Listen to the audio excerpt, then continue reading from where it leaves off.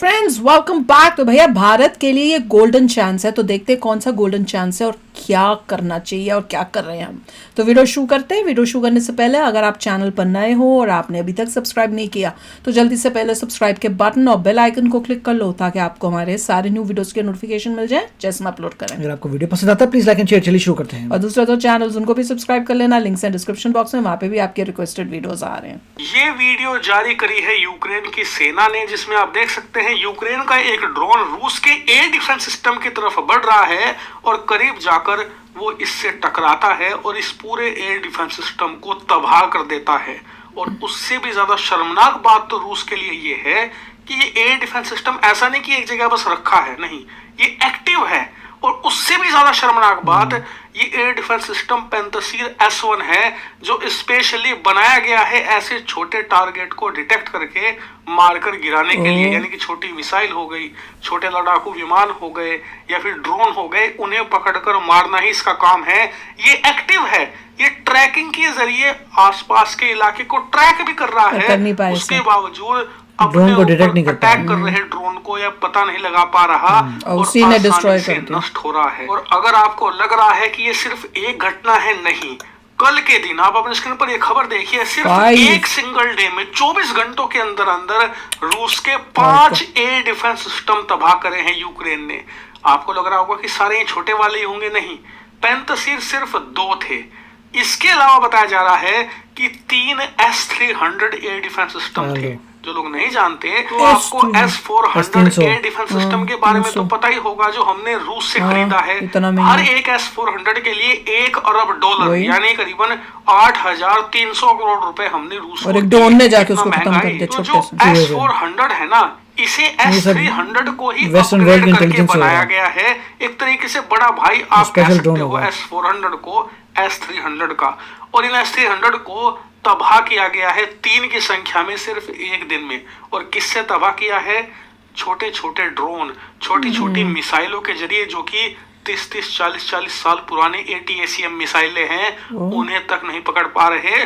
और रूसी वायुसेना के लिए, रूस के एयर डिफेंस सिस्टम के लिए ये सबसे शर्मसार कर देने वाला दिन है। और यकीन मानिए दुनिया भर में मजाक उड़ा रहे हैं रूस के दुश्मन ही नहीं, रूस के साथी देश भी इनके हथियारों का, कि रूस के जो हथियारों की क्वालिटी है वो कितने तेजी से नीचे गिर रही है। लेकिन मानिए एज अ इंडियन हमें इससे खुश होना चाहिए। आप कहोगे यार कैसी बात कर रहे हो, खुश क्यों होना चाहिए? रूस हमारा साथी देश है, इसके हथियार खराब हो रहे हैं लगातार और हमें खुश होना चाहिए। तो हाँ, ऐसा इसलिए क्योंकि दुनिया में बहुत सारे ऐसे देश हैं जो कि अमेरिकी या पश्चिमी देशों से दुश्मनी रखते हैं, उनके हथियार नहीं खरीदते। तो ऐसे में उनके पास ऑप्शन क्या है? या तो वो रूस के पास जाएंगे या चीन के पास। चीन के पास इसलिए नहीं जाते क्योंकि हथियारों की क्वालिटी बहुत घटिया है। फिर वे जाते किसके पास है? रूस से हथियार खरीदते हैं, भले पुराने हैं लेकिन वो उससे खरीदते हैं क्योंकि उन्हें पता है कि उनकी क्वालिटी चीन वालों से थोड़ी बेहतर है। लेकिन जिस प्रकार से रूसी हथियार परफॉर्म कर रहे हैं यूक्रेन के युद्ध में, उसे दुनिया के बाकी देश भी ध्यान से देख रहे हैं और वो रूसी हथियारों को अब खरीदने से पहले एक बार सोचेंगे जरूर। और उसी में भारत अपना कब्जा जमा सकता है। हथियार मार्केट में रूस का फुटप्रिंट बड़ा है, ऐसे में अगर उसका फुटप्रिंट कम होता है ना तो भारत उस मार्केट अपॉर्चुनिटी में बनाता नहीं है। ये भारत के लिए शानदार अपॉर्चुनिटी है। और हाँ, इससे पहले कि आप में से कुछ लोग हंसे कि यार नहीं, भारत कहाँ कम्पीट कर पाएगा, भारत के पास तो हथियार ही नहीं है, तो उन लोगों की जानकारी के लिए बता दूं कि भारत ऑलरेडी ऐसा करना शुरू कर चुका है। अर्मेनिया रूसी हथियारों का बहुत बड़ा खरीदार था, लेकिन रूस ने उसे अजरबैजान के खिलाफ युद्ध में धोखा दिया तो वो किसके पास आया? क्या वो अमेरिका के पास गया? नहीं। क्या वो चीन के पास गया? नहीं। किसके पास गया? वो भारत के पास। भारत से उसने आकाश मिसाइल खरीद ली है, भारत से वो तोप खरीद रहा है, ATACMS खरीद रहा है और अब ब्रह्मोस मिसाइल भी खरीदने वाला है। यहाँ तक कि जो उसके सुखोई लड़ाकू विमान है उन्हें वो अपग्रेड करवाना चाहता है। किससे? रूस से? नहीं, भारत से। अर्मेनिया तो सिर्फ एक एग्जाम्पल है। एक और उदाहरण है वियतनाम का। वियतनाम भी अमेरिकी हथियार नहीं खरीदता, ना ही चीनी। वो किससे खरीदता था? रूस से। लेकिन अब वो किससे खरीद रहा है? वो भारत से ब्रह्मोस खरीद रहा है।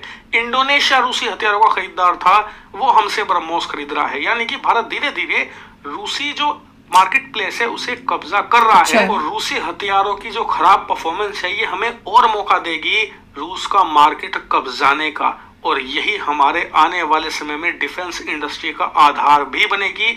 हाँ, रूस को देखकर सैड फील होता है, लेकिन क्या करे, ये दुनिया है, किसी का पेन किसी का गेन बनता ही है। हालांकि इस पर आपका क्या मानना है, कमेंट करके बताइएगा। भैया काफी शॉकिंग न्यूज थी कि उनके इवन S-300 उनको छोटे छोटे ड्रोनों ने डिस्ट्रॉय कर दिया। ये साधारण ड्रोन नहीं है, हैं? कुछ और है क्या? ये साधारण ड्रोन अच्छा, नहीं है। साधारण, मेरे को लगा कह रहे साला ड्रोन नहीं है, मैंने कहा साधारण।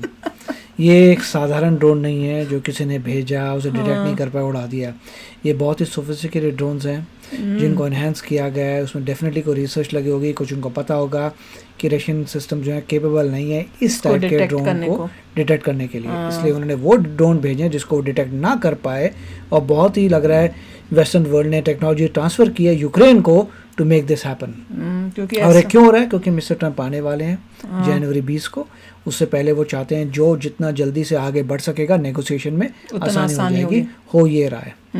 और देखिए, इंडिया इतने सोफिस्टिकेटेड वेपन्स नहीं बनाता, तो अगर S-300 को उड़ा दिया है या खराब निकल रहा है, कुछ हो रहा है, तो इंडिया वैसे वेपन्स नहीं बनाता है।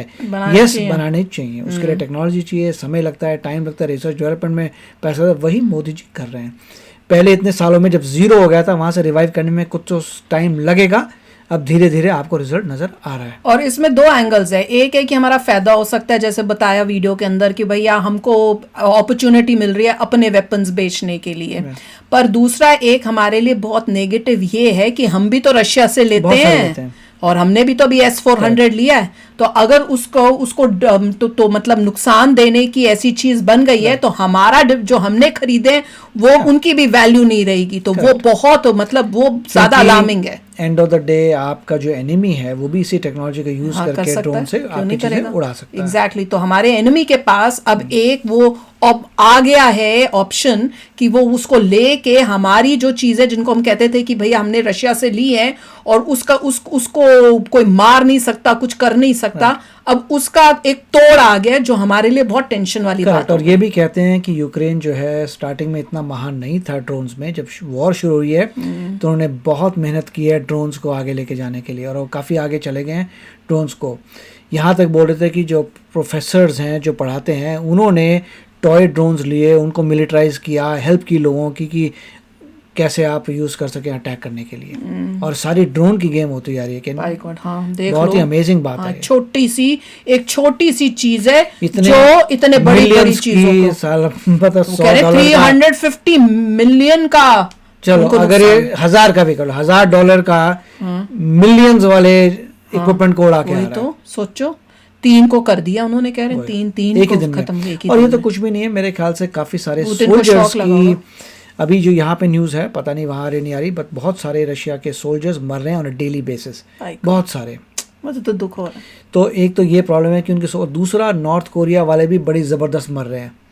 रशियंस जो है जहाँ पर भी खतरा लगता है नॉर्थ कोरिया को आगे कर देते हैं मरने के लिए, वो सब मरते हैं फिर अपने जा रहे हैं। तो नॉर्थ कोरिया वाले भी सोल्जर्स का बुरा हाल हो रहा है। इन सबसे पहले वो लाइन में आगे उनको भेजा है मरने के लिए। वैसे बट युद्ध इज नॉट सोल्यूशन, वैसे बस देखा जाए ना तो अब देखो दोनों साइड से इतना नुकसान, क्या मिल रहा है, एंड रिजल्ट होना क्या है? बस लड़ते रहोगे, उसके बाद तुमने इवेंचुअली बैठ के कोई बातचीत करके उसको रोकना ही पड़ेगा ना। तो इतना जो तुमने लोगों की जाने नुकसान किया, क्या मिला तुमको?